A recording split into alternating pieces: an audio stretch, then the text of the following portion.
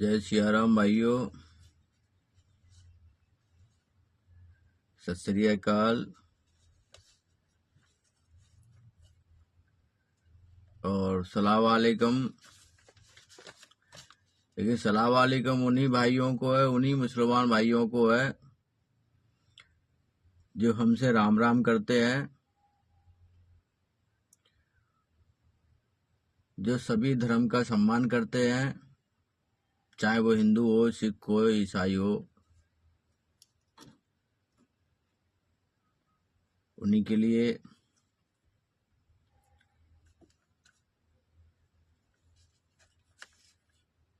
मैं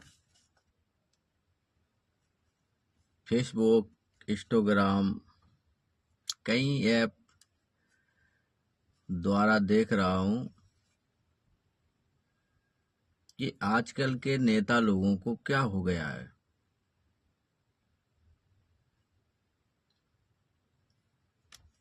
हर कोई एक दूसरे की जाति धर्म पर गलत बयानबाजी कर रहे हैं, भड़काऊ बातें कर रहे हैं।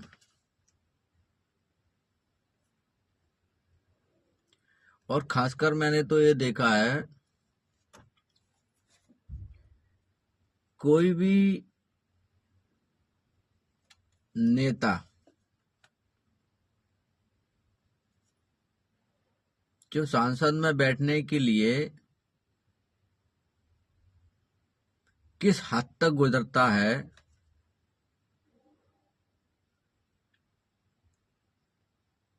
कि क्या बताएं आपको।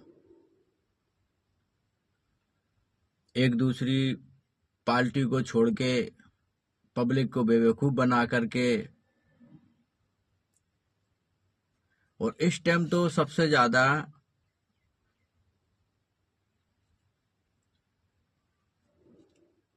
दो धर्म को दो, एक जाटव समाज और एक मुसलमान समुदाय के लोगों को नेता लोग इतने टारगेट कर रहे हैं, क्योंकि उनको पता है कि इन लोगों में से 95% तो लोग अनुशिक्षित होते हैं और 5% शिक्षित होते, तो उनकी कोई गिनती नहीं करते और उनकी मनती भी नहीं है। उनको अच्छी तरीका से पता है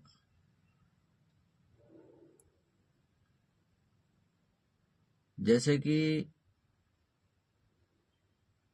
आजकल हमारे श्री माननीय जिला दतिया के, मैं भी दतिया जिला का हूं, और जाने पहचाने श्री दामोदर सिंह यादव जी, पहले वो कांग्रेस में थे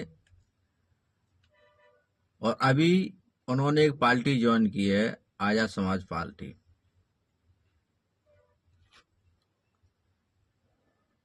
बड़े आजकल वो चर्चा में है और चर्चा का विषय है, आप देखिए, चर्चा का विषय है कि कई दिनों से वो श्री बागेश्वर सरकार जो शास्त्री हैं उनके पीछे पड़े हैं।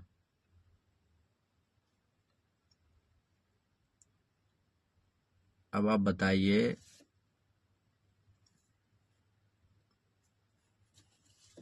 श्री दामोदर जी जैसे कि आप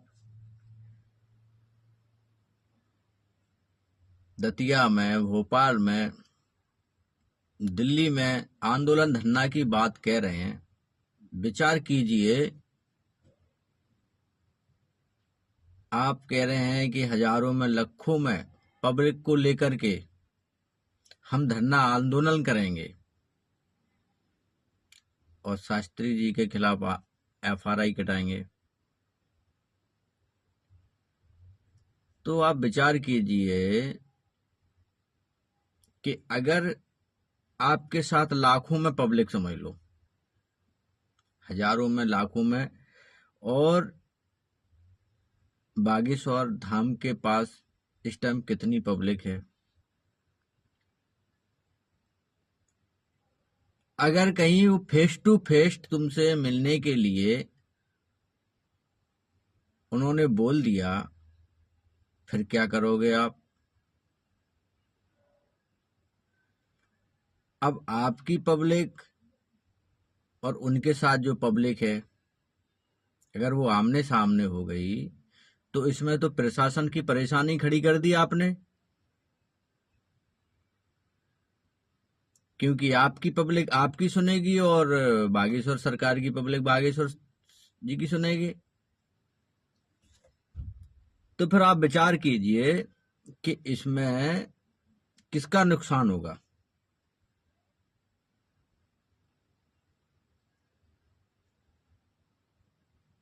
और प्रशासन को फिर क्या डिसीजन लेना पड़ेगा, आप समझिए बात को। कितनी व्यवस्थाएं खराब होंगी। आप आंदोलन की बात कर रहे हैं, धरना प्रदर्शन की बात कर रहे हैं।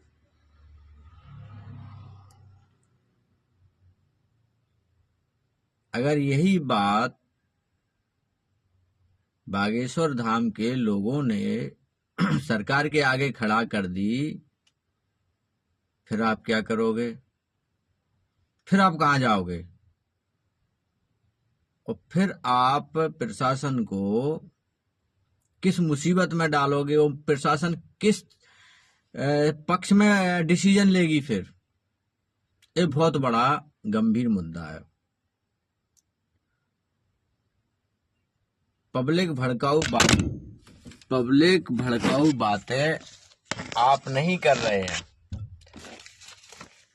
तो ये कौन कर रहा है फिर? बताइए। व्यवस्थाएं, भारत की अर्थव्यवस्थाएं, संविधान की बात करते हो, चलो संविधान की आप बात करते हो, तो इसमें संविधान की बात करो, फिर इसमें आप व्यक्तिगत धर्मों की बात कर रहे हैं, जाति पात की बात कर रहे हैं। ये तो गलत हुआ ना। आपको ही क्यों खुजली हो रही है? हमको तो सबसे बड़ी हैरानी की बात है। मैं आपसे कोई गलत नहीं बोल रहा हूं। मैं एक युवा हूं और युवा का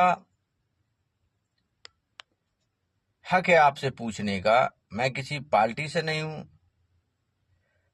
और मैं किसी के पक्ष में नहीं हूं, लेकिन मेरे को जो गलत लग रहा है, क्योंकि इसमें अगर इसी प्रकार बना रहा तो इसमें सिर्फ जनहानि के अलावा कुछ नहीं होगा, सिर्फ जनहानि होगी इसमें।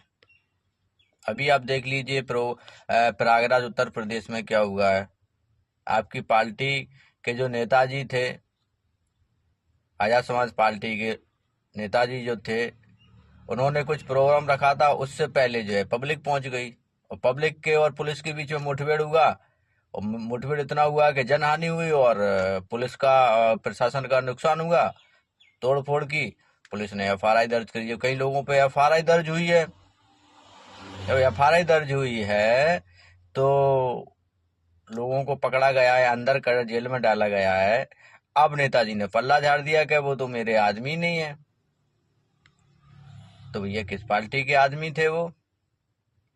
तो ये भी मुद्दा क्या विपक्ष पार्टी ने, जो आपकी विपक्ष पार्टी है, उन्होंने क्या पब्लिक को वहां पर भेजा था कि जाओ आजाद समाज पार्टी को बदनामी करने के लिए? ऐसा कहेंगे कि आप? देखिए, ऐसा है कि बन गया तो आपका, बिगड़ गया तो विपक्ष का। ऐसा नहीं होना चाहिए भाई। बहुत सारी बातें हैं, लेकिन ये ठीक नहीं है। अगर हर जाति धर्म के लोग अगर ऐसे ही करने लगे तो इसमें तो बेमनुष्यता ज्यादा फैल जाए, अब बहुत ज्यादा फैलेगी। अब आप समझो, मेरे गांव में कम से कम जाटव समाज के 100 घर हैं, लेकिन 95% जो लोग हैं वो शिक्षित नहीं है। 5% शिक्षित हैं, उनकी वो 95% लोग बात मानते नहीं है। अब आप समझो कि आज तक वो जाटव समाज हरिजन सीट पे कोई सरपंच नहीं बनवाए। कारण क्या है? यही कारण है, 95% जो लोग हैं तुम उनको दारू मदरा पिला करके जहन्नम में भी ले जाओ, और 5% जो है अच्छे घर से है, इज्जतदार है, शरीफ है, पैसे वाले हैं, और लोग उनकी अन्य समाज में बात उनकी मानते हैं, और वो जाते आते सब कुछ एकदम साधारण। लेकिन वो 95% नहीं मानते। वो 95% सिर्फ वही मांस मदरा और आप लोगों को नेताजी के पीछे फिरते रहते हैं। इस कारण आज ये है दुर्भाग्य है इस देश का, कि आने वाला समय आप जैसे नेता जो है, भाई आप भी तो पहले कांग्रेस में थे,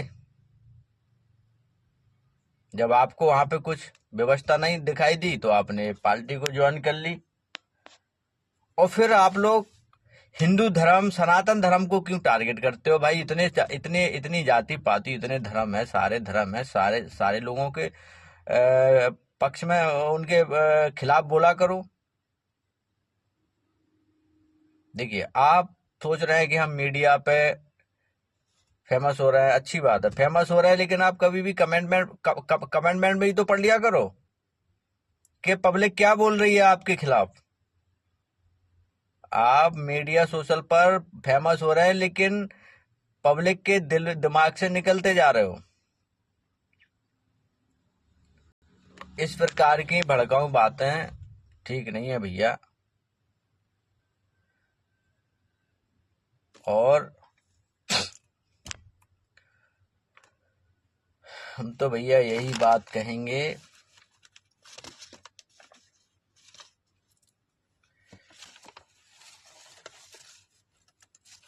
कि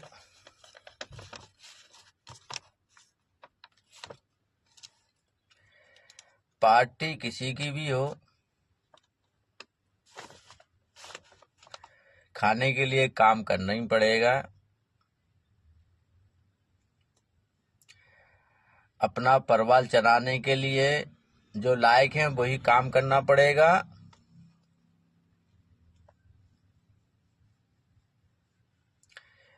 हिंदू हो या सिख ईसाई, और नेता ना आए काम तिहाई। और सुन लीजिए मेरे भाई, ऐसे जो गलत आचरण, जो देश में गलत संदेश देना चाहते हैं, ऐसे नेताओं से दूर रहें। हम तो एक ही बात कहते हैं। और रही बात भारत को राष्ट्र बनाने में, तो ये हमारे और तुम्हारे हाथ में नहीं है भैया जी। अगर संविधान है, संविधान से चल रहे हैं, तो हमारे तुम्हारे हाथ में नहीं है। ये गवर्नमेंट और जो बड़े बड़े हाई कोर्ट, बड़े बड़े जज, संविधान, इनके हाथ में है भाई, हमारे और आपके हाथ में कुछ नहीं है। हम तो यही कहना चाहते हैं भैया कि ये सब ठीक नहीं है। और एक नई बात है, ये बोलकर और जो है जाटा समाज को भ्रमित कर दिया है कि तुम्हारे भगवान बाबा साहेब हैं। ये कैसे हो सकता है भाई? अगर बाबा साहेब भगवान हो सकते हैं तो फिर ये महात्मा गांधी, सुभाष चंद्र बोस है, राणा महाराणा प्रताप, और ये जो है छत्रपति शिवाजी है, भगत सिंह, चंद्रशेखर, ये बहुत से जो है नेता, संविधान जो क्रांतिकारी, और जो भारत को अंग्रेजों से छुड़ाने के लिए बहुत से राजा महाराजा ने भारत को आजाद कराया। किसी ने कलम से कराया, किसी ने तलवार से कराया, किसी ने बंदूक भाले जैसे भी अपना बल से कराया। तो क्या ये भगवान हो गए भाई? ये और भ्रमित कर दिया लोगों को। ये लोग भारत के एक सम्मानीय महापुरुष थे जिन्होंने हर अपने बल से भारत को अंग्रेजों से छुड़ाया, पेन से, कलम से, सबसे। लेकिन इंसान भगवान तो नहीं हो सकता भाई, ये और बड़ी दुर्भाग्य की बात है।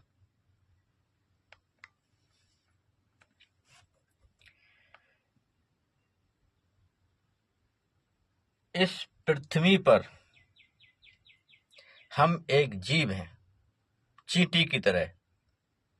चींटी कह लो या हाथी कह लो, सिर्फ एक जीव है जो कि भगवान की धरोहर है, जो कि भगवान की धरोहर है। पिछले कर्मों में इस जीव ने कई पुण्य किए होंगे कि आज इस पृथ्वी पर भगवान की प्राप्ति हुई। और मैं तो यही कहना चाहता हूं भैया कि इस जीव आत्मा को ऐसे ही ना जाने दो, थोड़े भगवान की भी भजन भक्ति कर लो।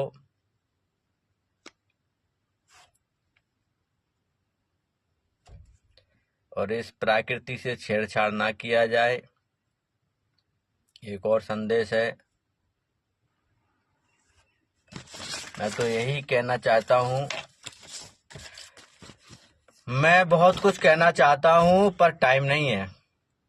फिर मैं एक ही बात कहूंगा कि पार्टी किसी की भी हो, खाने के लिए, अपने परिवार भरण पोषण के लिए काम करना ही पड़ेगा, चाहे वो कोई सी धर्म जाति से हो।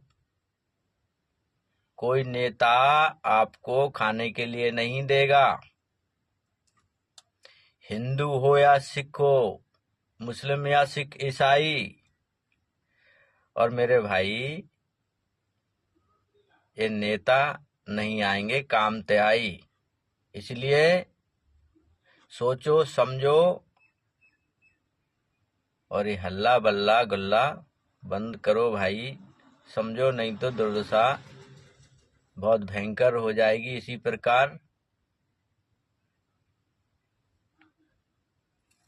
जय श्री राम, सत श्री अकाल, सलाम वालेकुम उन्हीं को जो मानते हैं सभी धर्म को, और जो नहीं मानते हैं उनके लिए कुछ नहीं। जय श्री राम।